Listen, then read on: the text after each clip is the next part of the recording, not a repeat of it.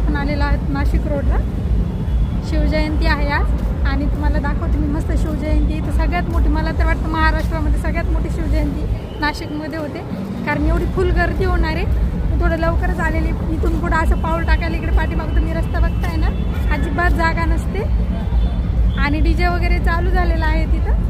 तुम्हाला मी सगळ्यात पहिले स्टेजच्या जवळ दाखवते, कारण नंतर तर काय आपल्याला तिकडे जायला भेटणार नाही, कारण इतकी गर्दी असते, अजिबातच जाता येत नाही, धक्काबुक्की होते एकदम.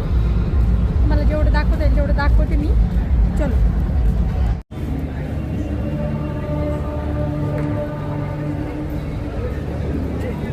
हे बघा किती छान पोस्टर्स लावलेले आहेत, रायगड वगैरे, जिजाऊंसोबत शिवाजी महाराजांचे फोटो, मावळ्यांबरोबर शिवाजी महाराजांचे फोटो वगैरे दाखवलेले आहेत.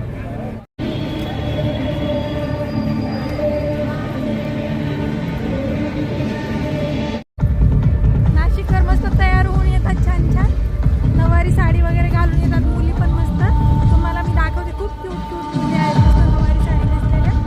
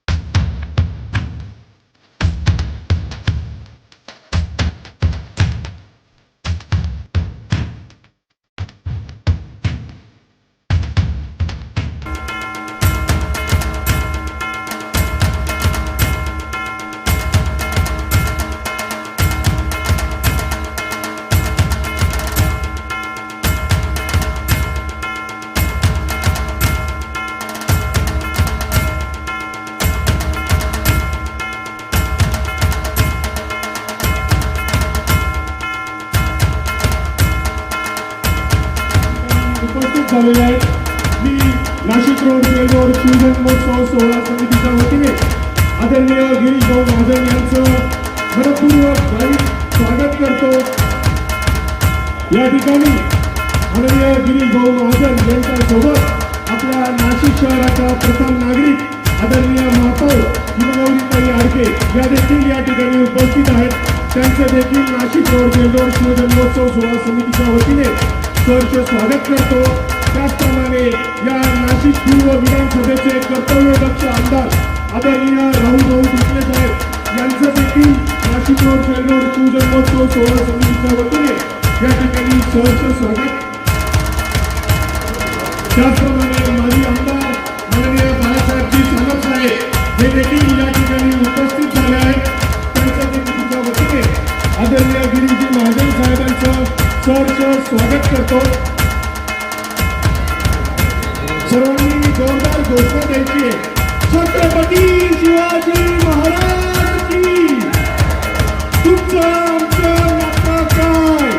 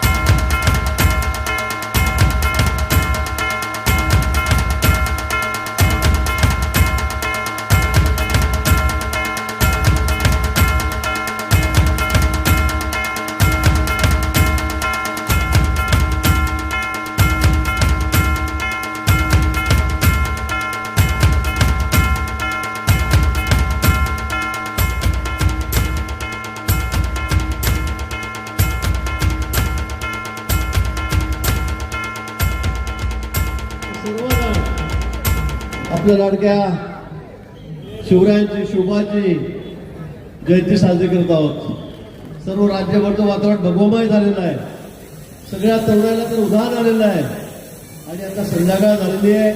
सगळीकडे मिरवणुका सुरू झालेल्या आहेत, देखावे सुरू झालेले आहेत. आणि त्यामुळे सर्व नाशिककर आज आपल्याला रस्त्यावर बघायला मिळतील. आणि म्हणून या आमच्या लाडक्या राजाच्या जयंतीच्या निमित्ताने आपल्या सर्वांना मनापासून मी हार्दिक शुभेच्छा या ठिकाणी देतो. अतिशय सुंदर असा देखावा आपण या ठिकाणी साजरा केलेला आहे. मला वाटतं दरवर्षी आपला नंबर एकच असतो, बरोबर. आणि थोड्या वेळात बघा आपण, कारण मला माहिती होतं थोडा वेळ मी तासभर थांबलो होतो, तर इथे गर्दी अशी झाली की मला इथं आलं नसतं आतमध्ये. आणि म्हणून मी मुद्दाम एक तासभर लवकर या ठिकाणी आलो.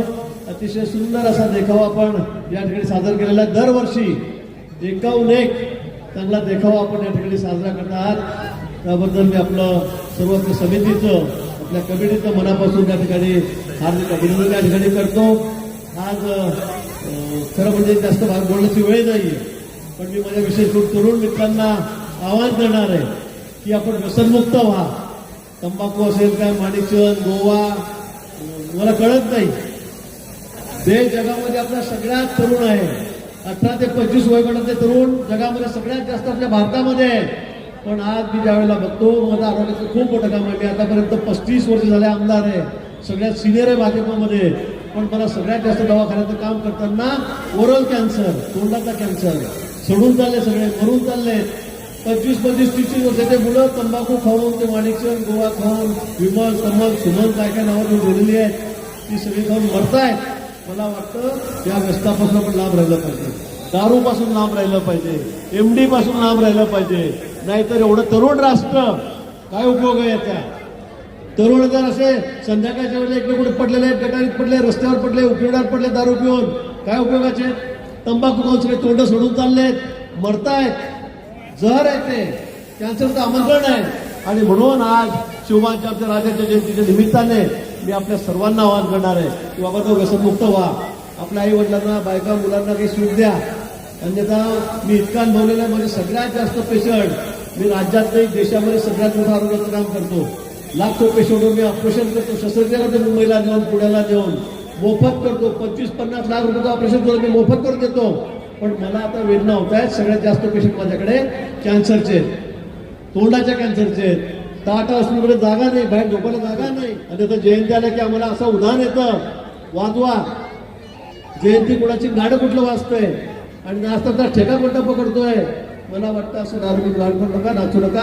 शुभाने आम्हाला संदेश दिला नाही, आम्हाला शिकवलेलं नाहीये. मग बाबासाहेब असतील, महाराज असतील, राणा, सर्वांचं मनापासून अभिनंदन करतो. आपल्याला पुढच्या कार्यक्रमासाठी शुभेच्छा देतो. छत्रपती संभाजी महाराज की, भारत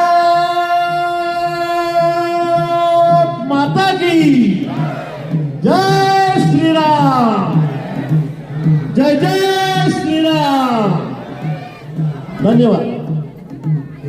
धन्यवाद भाऊ. तुम्ही दिलेला व्यसनमुक्तीचा संदेश ही तरुणाई नक्कीच आत्मसात करेल. या शिवजन. तर ही होती बघा गर्दी. नाशिक रोडला किती गर्दी आहे. आणि स्टेजवर तर जायला जागाच नव्हती. स्टेजवर सगळे VIP लोक जात होते, कारण खूप गर्दी पण होती. आणि मस्त देखावा केलेला होता, महादेवांचा देखावा केलेला होता. आणि खाली मस्त पुतळा होता शिवाजी महाराजांचा, जो तिथेच असतो म्हणजे नेहमी. त्याच्यावरती फक्त डेकोरेशन करतात. आणि DJ साऊंड पण खूप मस्त होता, म्हणजे खूप मोठा होता. पण मग कॉपीराईटमुळे मला त्याचे गाणी तुम्हाला ऐकवता येणार नाहीत.